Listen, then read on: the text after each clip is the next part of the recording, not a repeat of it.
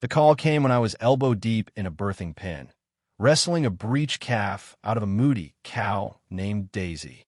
It was a sweltering August evening in Willow Creek, Tennessee, 2023, and the dispatcher's voice crackled through. "Your shed's been flattened. Looks like a construction mix-up, maybe the homeowners association." I blinked, my arm still inside Daisy, and muttered, "Tell him to sit tight. This calf's got a grudge, and I'm not free yet." Daisy snorted, as if she sensed that while her baby was stuck, my 15-year-old shed built with my late dad was being obliterated by some HOA busybody with a bulldozer and a superiority complex. By the time I got to the site, dust choked the air. The shed was gone, replaced by a concrete slab spiked with rebar and half-finished plumbing. A guy in a lime green polo and a visor, clipboard in hand, stood there like he owned the place. That was my introduction to Greg. He eyed mess still smeared with afterbirth and wrinkled his nose. "You're tracking mud on the foundation," he said. I asked, real polite, what the hell he was doing on my land. With a smirk, he said, "Talk to the HOA." Apparently, a sneaky clause in the county's new zoning laws had given the HOA a foothold on my property's western edge. They were building a community pool complete with a snack bar and a lily pond, no less. Greg had the nerve to say, "Come swim when it's done," as a courtesy. That's when I knew two things. Greg's smug neck was begging for a zap from a cattle prod, and I needed to play this smart. No yelling, no fist, just cold, calculated payback. I filed an injunction that day, but the county said it'd take weeks to sort out and construction could roll on. Fine, let them pour concrete. Every slab would make my revenge sweeter. I started attending HOA meetings, quiet as a shadow, jotting down names. Greg's sister Laura, the treasurer obsessed with choreographed pool dances, Tim, who called my shed an eyesore, and Karen, who thought my land clashed with their suburban dream. They didn't know who they were messing with. As the pool took shape, I found a bent nail from my old shed and kept it in my truck for luck. The HOA planned a grand opening for the second Saturday in September, with a taco bar, a bounce house, and a jazz trio. I wasn't vengeful by nature, but when someone raises your shed and offers you a pool pass like it's a prize, you get creative. I called my buddy Tom, who runs a livestock hauling business and owed me for towing his rig out of the ditch last spring. I asked one question: how many horned critters fit in a double-decker trailer? On party day, I watched from a hill as neighbors in khakis swarmed my former shed lot, now decked out with umbrellas and string lights. Laura strutted in a glittery hat, pointing at new solar lanterns. Greg gave a speech about community harmony through a megaphone. Then, as the jazz trio hit their second song, I signaled Tom. "See, cows hate loud noises, goats despise wet surfaces, and bulls don't take kindly to crowds." When the trailer gates swung open, 28 animals, 3 bulls included, stormed the party. Tables flipped, floats popped, and Greg dove behind a lemonade stand. A goat cannonballed into the lily pond. Laura slipped into the pool, clutching her purse like it held state secrets. The jazz trio played louder, inexplicably, until a bull toppled their amp. I stayed out of sight, but the screams, splashes, and car horns told the story. A cow took out the bounce house like it was personal. Animal control showed up, then the cops. I strolled in late, feigning shock. "Livestock's unpredictable this time of year," I said, shaking my head.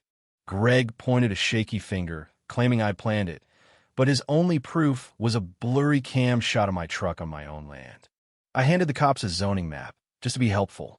The HOA was too busy shooing goats off the snack bar to press harder. But the war wasn't over. A week later, a cease and desist letter was taped to my mailbox from their lawyer, some guy named Victor, accusing me of orchestrated zoological sabotage. My neighbor Sam, a retired beekeeper who swore microwaves were evil, brought me cookies and said, "Heard the lilies didn't survive." Shame. I grinned. Maybe they want to swim. By midweek, a code enforcement officer, Dave, poked around my goat pen, muttering about zoning compliance. I answered calmly, "Yes, those are my goats. No, they're not emotional support animals." Then I spotted a new HOA sign staked 4 feet into my land. Private HOA property. No trespassing. The irony was thicker than molasses. I could have lawyered up, but I'm not that guy. Instead, I dug deeper. A contractor pal tipped me off. The HOA skipped drainage permits for the pool. A realtor friend said their community zone didn't match county records. Best of all, their pool was siphoning water from an AG-only irrigation line. Jackpot! I filed a report with photos and proof that their water theft was starving 3 farms, including mine. By Friday, the county slapped a halt on pool use. That Saturday, Greg threw a tropical redo party anyway, with pina coladas and more lanterns. I parked my truck nearby, sipped iced tea, and watched. The county inspector rolled up, shut off the water valve, and handed Greg a fine notice. Laura wailed. Greg ranted about freedoms. I just sipped my tea. Then they escalated. A 7-foot HOA fence went up, painted baby blue, cutting into my pasture. I called the county and some 4-H kids I knew. That Thursday, their trailers rolled in with goats, ponies, and a hyper llama named Pedro. They set up training pens right by the fence. Laura stormed out, waving a flashlight, yelling about health risks. I handed her an AG exemption code and smiled. The next day, Pedro spat on Greg's shirt. He called the sheriff, screaming about weaponized llamas. The deputy just shrugged. It's a farm. Animals do animal things. I wasn't done. I bought a domain, willowcreekchaos.com, and posted Stampede photos, county violations, and a video of Laura's pool plunge. It went viral. Local news ran HOA versus Homesteader, the fence line feud. Greg tried a press conference, but a stray goose wandered in and honked at the camera. Classic. Then Greg forged my name on a permit for a new recreation annex and parked a bulldozer on my land again. I took it to the county. The clerk, Mary, confirmed the HOA's IP address on the filing. I pressed charges. Greg hired security and holed up in the pool shack, live streaming his stand for community. His signal tanked, and the comments were all llama emojis. The sheriff froze the HOA's funds. The guards bailed. Greg emerged disheveled, clutching a warm seltzer. He was charged with forgery, trespassing, and fund misuse. The HOA board collapsed. Neighbors started thanking me with pies and cider. The county turned the pool lot into Willow Creek AG Reserve, with wildflowers and a pen for Pedro. My shed's being rebuilt, funded by a neighbor campaign. Greg came by one night, broken, begging me to take down the site. You won, he said. I looked at the fireflies over the reserve. It's over, Greg. You just don't see it yet. He slunk off. The reserve thrives now. Kids learn about crops. Pedro's a star.